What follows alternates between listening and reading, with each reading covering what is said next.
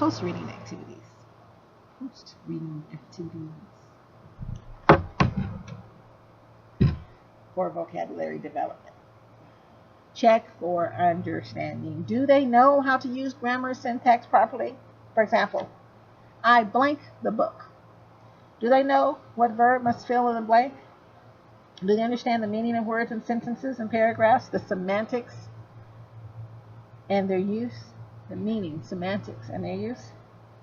For example, I blank the book. I read the book is what you would probably have a student, you would expect them to put in. I read the book. I like the book, right? I threw the book. I opened the book, right? But when you change the sentence to I blank the book yesterday, then it changes what kind of words you can put in there, right? I read the book yesterday. That lets you know you need to put in a past tense. You know, I sold the book yesterday. I bought the book yesterday, right? Children learning to read must learn about how to use syntax and semantic information, okay? Syntax is the grammar of it. These is my shoes. Those are my shoes, right? Semantic information is the in-text meaning, right? So words are in between. Their environment determines meaning, the grammar and the in-text meaning, okay? It's who you hang with. Who you with? All right. Activities for using context. Select a reading passage. Identify words that may be unfamiliar to your students. Write them on the board, then ask for definitions.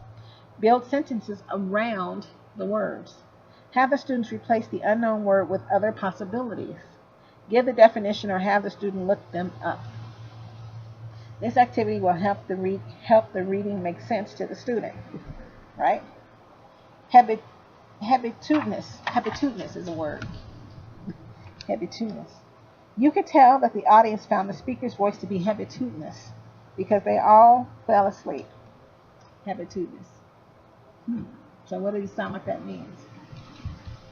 Habitudinous, boring or dull. Okay? Boring or dull. Okay. Word walls for high frequency words. There are 3 types of word walls. Oh, I said 3. I didn't say 4 this time. Words from literature, words from social science, words from biological science. So if you're thinking about putting word walls up in your room, literature words, science words, words for biological science. Okay? Words are added to the alphabetical wall on index card in a highly visible place and are used in daily instruction, games, journals, and discussions. Daily exposure will aid in becoming a part of their spoken vocabulary. So if there are words that you need for the students to learn, they need to be highly visual, in an organized manner, and in a highly visible space. Okay? Word walls for literature and the sciences. All right? So that thus ends our section on vocabulary development. Okay? Which was a doozy. It was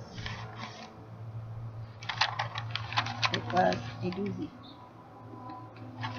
Because vocabulary development included pre-reading, during reading, and after reading.